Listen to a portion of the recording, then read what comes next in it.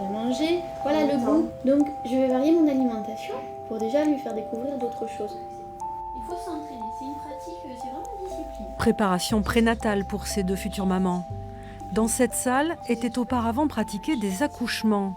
Désormais, le centre périnatal oloronais de proximité reçoit les femmes jusqu'au 8e mois de grossesse. Gestion du stress, alimentation, respiration. Le CEPOP propose chaque semaine ses cours. Là, c'est un peu du confort aussi, hein, et puis une fois de plus, un service rendu à la population locale. Il y a des femmes qui choisissent directement de se faire suivre à Pau.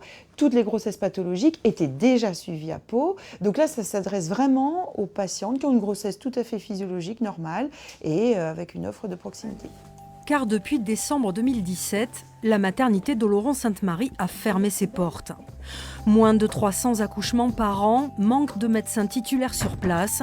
L'agence régionale de santé a préféré trancher dans le vif. Fin 2015 déjà, on avait aussi cette réalité de la démographie médicale. On savait que le seul praticien de l'établissement allait atteindre 70 ans. On n'avait pas de pédiatre, donc on savait que les échéances arrivaient et c'est ce qu'on a voulu construire. C'est-à-dire pas cacher une réalité, mais justement la préparer, l'accompagner et pouvoir proposer une réponse vraiment la plus adaptée et qui est sans doute bien évidemment à consolider. Désormais, les accouchements sont pratiqués à Pau, à plus de 45 minutes de route d'Oloron et à près de 2 heures des fonds de vallée.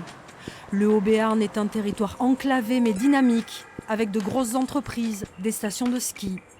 La fermeture de la maternité a confronté deux logiques. Financement d'une offre de soins de proximité d'un côté, confort des patientes de l'autre. Nathalie Guyot a 4 enfants. 3 sont nés à Oloron, la petite dernière à la maternité de l'hôpital de Pau.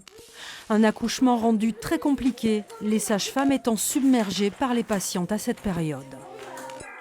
On sent qu'elle gère par rapport aux priorités et que tant qu'on n'est pas prioritaire, même si on est dans l'inconfort le plus total, et ce qui était mon cas, elles ne peuvent pas être disponibles.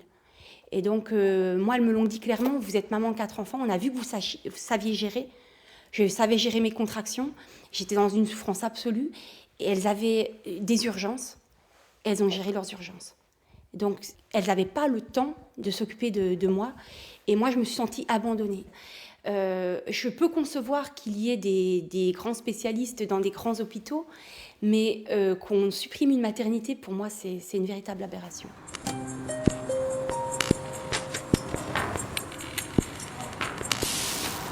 Il bouge, vous le sentez? Et il bouge très fort, il fait plein de bosses. Tu vois son cœur. Tiens, d'ailleurs, je vais te faire écouter le cœur. Jean Henriot était le dernier obstétricien de la maternité d'Oloron. Depuis sa fermeture, il a ouvert un cabinet en ville et pratique toujours des accouchements à la clinique Navarre de Pau. Chaque jour, il reçoit des futures mamans inquiètes de la route à faire le jour J. Mais pour lui, en dehors du stress, la fermeture de la maternité fait courir des risques aux patientes. Tu vas regarder le bébé? Oui. Il y a des fois où il faut aller vite.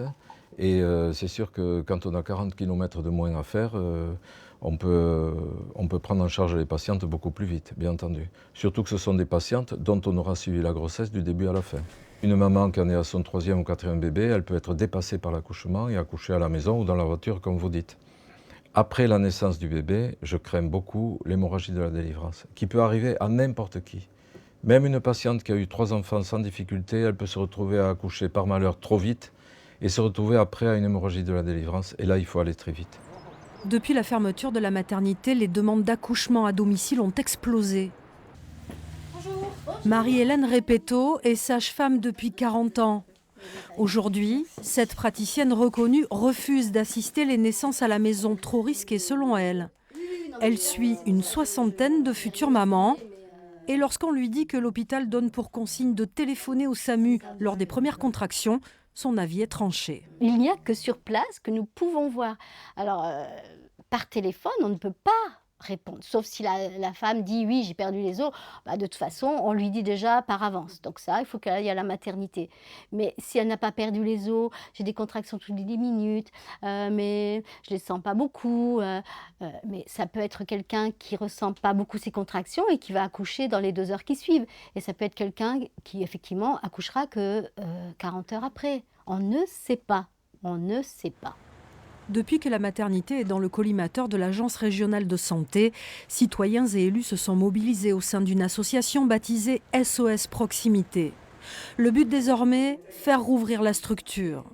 Robert Baraille et Hervé Luc Béreil sont adversaires au conseil municipal d'Oloron, mais côte à côte dans cette bataille, jusqu'à payer un cabinet de recrutement pour trouver les médecins nécessaires. On rentre dans les clous, parce qu'il y a eu des déclarations de l'ARS. Nous avons fait la preuve que si l'hospitalisation publique n'a pas trouvé de gynécologue et de pédiatre pour la maternité d'Oloron, c'est qu'elle y mettait peut-être un peu de mauvaise volonté, car nous qui ne sommes pas des spécialistes, avec l'aide d'un bureau, d'un cabinet de chasseurs de tête, nous avons trouvé une douzaine de médecins, gynécologues et pédiatres, qui étaient prêts à venir à Oloron-Sainte-Marie. Ce que je ne voudrais pas, c'est que la maternité réouvre et qu'il aura fallu attendre un drame pour qu'elle réouvre.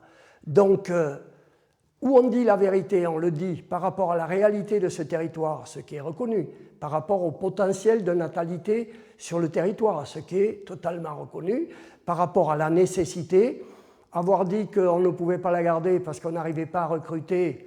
C'est vrai que l'administration hospitalière a publié et que la publication était restée infructueuse. Écoutez, je ne vous interromps pas souvent, mes chers collègues. De son côté, Jean Lassalle a déplacé le débat à l'Assemblée nationale en interpellant la ministre de la Santé Agnès Buzyn en octobre dernier.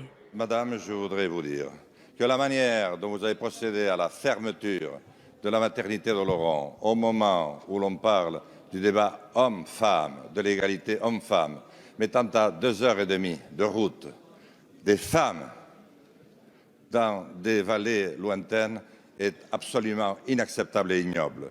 Et moi, je veux vous dire que nous avions trouvé le nombre d'obstétriciens et d'anesthésistes qu'il fallait. Le maire d'Oloron, M. Luc Béreil, et l'ensemble de la communauté avaient fait le nécessaire, je ne l'aurais pas rappelé. Mais comme à Saint-Dié, comme à Dermiremont, comme à Chénic-Gombert, maire du Blanc, comme partout ailleurs, vous avez fermé impitoyablement. L'histoire montre partout, systématiquement, où l'on a commencé par la maternité, parce que la maternité exige une qualité de soins encore supérieure aux autres. Elle garantit un plateau technique de haute qualité. Le jour où vous n'avez plus de maternité, vous pouvez être tranquille, 5 ou 6 ans après, vous n'avez plus de centre hospitalier. La fermeture du site d'Oloron n'est pas un cas unique. En France, les 2/3 des maternités ont baissé leurs rideaux ces 40 dernières années. La loi Bachelot de 2009 a sonné le glas des petites structures, une réforme qui voulait améliorer la sécurité des bébés et des mamans. Pourtant, selon l'INSERM, le nombre de nourrissons morts dans le mois suivant leur naissance n'a pas baissé depuis 2010. La France est désormais classée 23e sur 28 pays européens pris en compte dans cette étude.